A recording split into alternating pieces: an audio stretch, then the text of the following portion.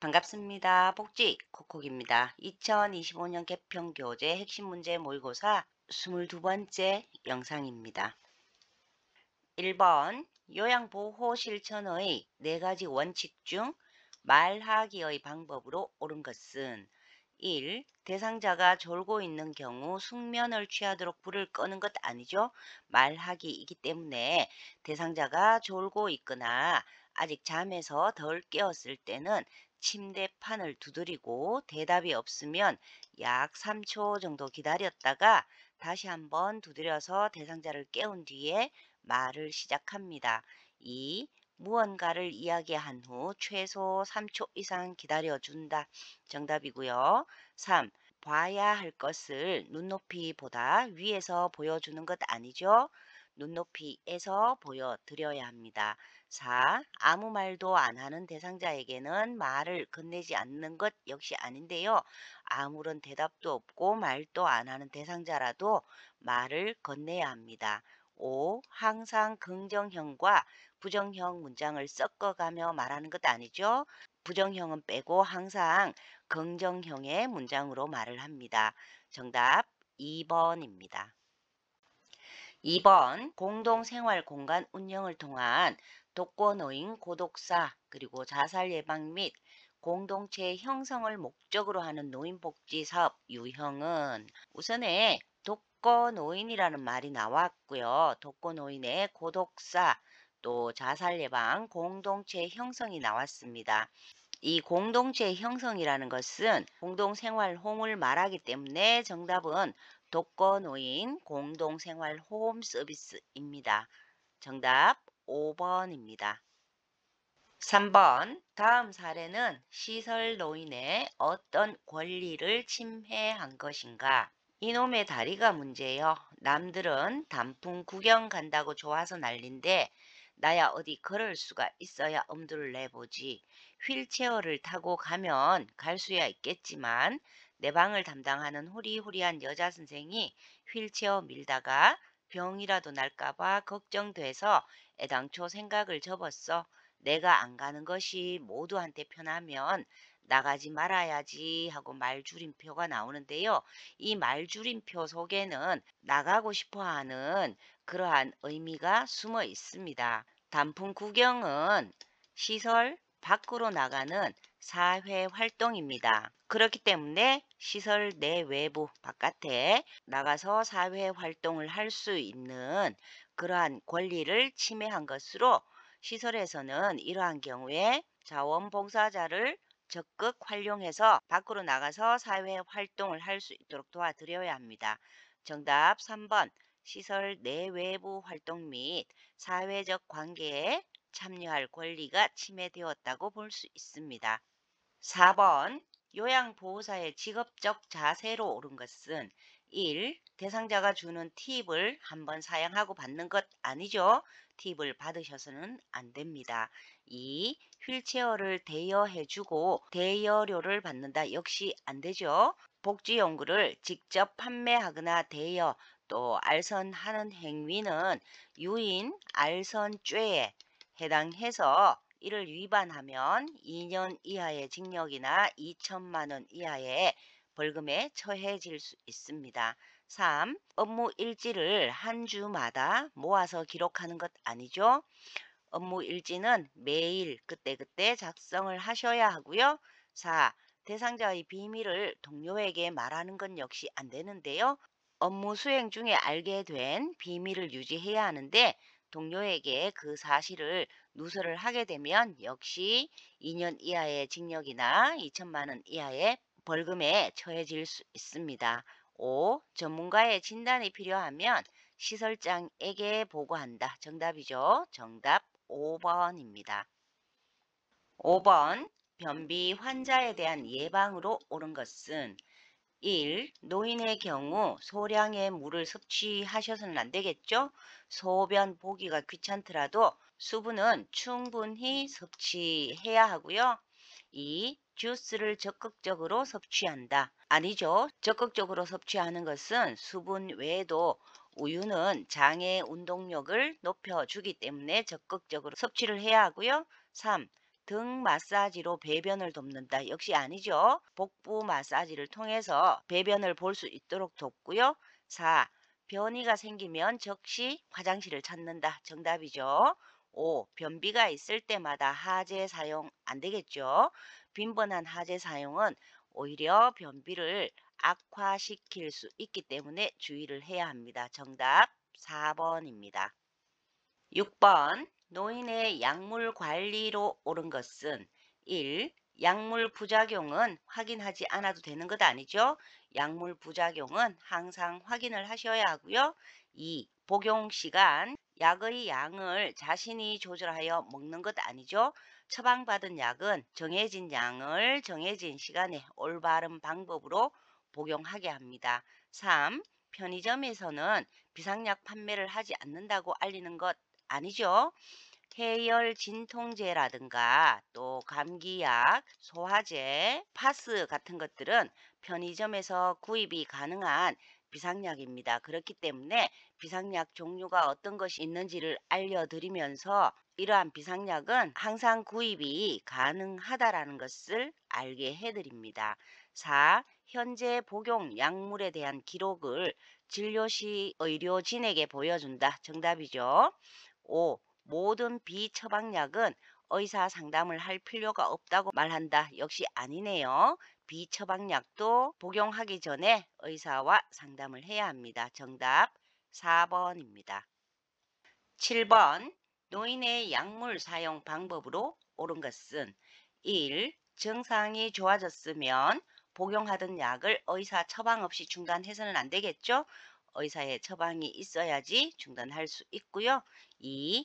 가급적 병원과 약국은 지정해서 다니지 않도록 하는 것 아니죠? 단골 병원과 약국을 지정해서 다니는 것이 좋습니다. 3. 증상이 비슷하다고 해서 다른 사람에게 처방된 약을 먹으면 안 된다. 정답이죠. 4. 약이 쓰다면 다른 것과 함께 복용하도록 한다. 역시 아닌데요. 약이 쓰다고 다른 것과 함께 복용하지 않도록 하고요. 5. 약 삼키는 것이 힘들 경우 쪼개서 복용하는 건 역시 안 되는데요. 쪼개서 복용을 하면 약효가 떨어질 수 있기 때문에 분할선이 없는 것은 쪼개서 복용하지 않습니다. 만약에 삼키는 것이 힘들 경우에는 가루약과 같은 삼키기 쉬운 약으로 변경을 해서 처방해 달라고 의사에게 말을 해야 합니다. 정답 3번입니다. 8번 옷을 입지 않으려 하는 대상자에게 나전달법으로 반응한 것은 나전달법 문제는 거의 나오기 때문에 명확하게 알아두셔야 하는데요. 이러한 문제가 나오면 우선에 상대의 행동을 분석해야 합니다. 이 문제에서는 옷을 입지 않으려고 하는 것이 대상자의 행동입니다. 그 다음에 이 행동으로 인해서 내가 받고 있는 영향, 그리고 느낌, 바램 등을 표현을 한 것을 찾아내시면 되는데요. 옷을 갈아입지 않으려고 하면 영향은 어떤가요? 서비스에 지장을 줄 수도 있고, 그러면 요양보호사인 나는 서비스를 제대로 수행하지 못할까봐 걱정되거나 조금 짜증이 날 수도 있습니다. 이때 이 짜증이 난다는 느낌은 부정적이기 때문에 사용하지 않고요. 걱정된다는 나의 느낌을 전달하면 되겠죠. 그래서 정답을 찾아보면 걱정이 된다라는 문장이 있는 2번 옷을 입지 않으려고 하시니 상대의 행동을 먼저 말했고요. 그 다음에 걱정이 됩니다라고 내 느낌을 전달했습니다. 정답 2번입니다. 9번 업무 보고의 중요성으로 옳은 것은 1. 보고는 육하 원칙에 따라서 보고하지 않아도 된다. 아니죠. 육하 원칙에 따라서 보고를 하면 필요한 사항을 빠뜨리지 않고 또 중복 내용이 되지 않게 됩니다. 그렇기 때문에 육하 원칙에 따라서 보고를 하는 것이 좋고요. 2. 타 전문직과 업무 협조 및 의사소통을 원활하게 할 수 있다. 정답이네요. 3. 문제가 발생하면 혼자서 판단하면 안 되겠죠. 문제가 발생이 되면 보고를 하셔야지만 대응을 신속하게 할 수 있고 또 대상자나 기관 측의 피해를 최소화할 수 있습니다. 4. 정확하게 주관적으로 보고 아니죠. 주관적이 아니라 정확하게 객관적으로 보고를 합니다. 주관적 판단은 보고를 받는 사람이 잘못 판단할 수 있기 때문에 사실과 다름없는 정확한 객관적 보고를 해야 합니다. 5. 요양보호사의 사고 피해를 줄일 수 있는 것 아니죠. 대상자나 기관에 피해를 줄일 수 있습니다. 정답 2번입니다. 10번 간호사에게 보고하지 않아도 되는 배설 상태로 옳은 것은 간호사에게 보고를 해야 되는 배설 상태는 첫 번째가 소변이 탁하거나 또 뿌연 경우 그리고 거품이 많이 나는 경우와 색이 진하거나 냄새가 심하게 나는 경우 또 피가 섞여 나오거나 푸른 빛의 소변이 나오는 경우에 보고를 하셔야 하고요. 대변인 경우에는 심하게 묽거나 점액질이 나오는 경우 아니면 대변에 피가 섞여 나와서 선홍빛이거나 검붉은 경우에는 반드시 보고를 하셔야 합니다. 그래서 보면 악취가 나는 소변 보고하셔야 되죠. 검붉은 색깔의 소변 역시 보고사항이고요. 연한 노란색의 소변 보고하지 않으셔도 됩니다. 거품이 많이 나는 소변 보고사항이고요. 탁하거나 뿌연 소변 역시 보고사항입니다. 정답 3번입니다. 11번 거동이 불편한 대상자의 침상 배설을 돕는 방법으로 옳은 것은 1. 배설 후 무릎 덮개를 걷어내고 침상 머리를 낮춘다. 그렇죠? 정답이네요. 배설이 끝나면 무릎 덮개를 걷어내고 침상 머리를 낮춰서 쉴 수 있도록 합니다. 2. 변이를 호소하면 2번 참게 한 후에 변기 되어주는 것 아니죠? 즉시 변기를 되어 드려야 하고요. 3. 둔부에 약간의 수분을 남겨서 피부 건조를 예방하시는 것 아닙니다. 수분이 남아 있으면 피부가 짓무르거나 또 피부 손상을 일으킬 수 있기 때문에 마른 수건으로 물기를 닦아 주어야 하고요. 4. 배변 후 따뜻한 물티슈로 뒤에서 앞으로 닦는 것 아니죠? 앞에서 뒤로 닦습니다. 5. 주변을 조용하게 해주는 건 역시 아닌데요. 배설 시에 소리가 나는 것에 부담을 느낄 수 있기 때문에 변기 안에 화장지를 깔고 텔레비전을 켜거나 아니면 음악을 틀어 놓아서 심리적으로 안정된 상태에서 용변을 보게 합니다. 정답 1번입니다. 12번 칼슘 보충제를 복용하면 식품으로 같은 양의 칼슘을 섭취할 때보다 변비가 되기 쉽다. 이때 함께 먹으면 변비에 도움이 되는 것은 함께 먹으면 변비에 도움이 되는 음식들은 식이섬유와 수분이 충분한 음식 그리고 우유라든가 요구르트와 같은 유제품을 함께 섭취하시면 변비에 도움이 됩니다. 그래서 정답 우유 1번입니다. 13번 치매 대상자가 다음과 같은 행동을 할 때 대처 방법으로 옳은 것은 행동이 느려진 경우, 옷을 벗고 입는데 시간이 걸리는 경우, 또 화장실을 모르는 경우. 정답은 화장실로 데리고 간다인데요.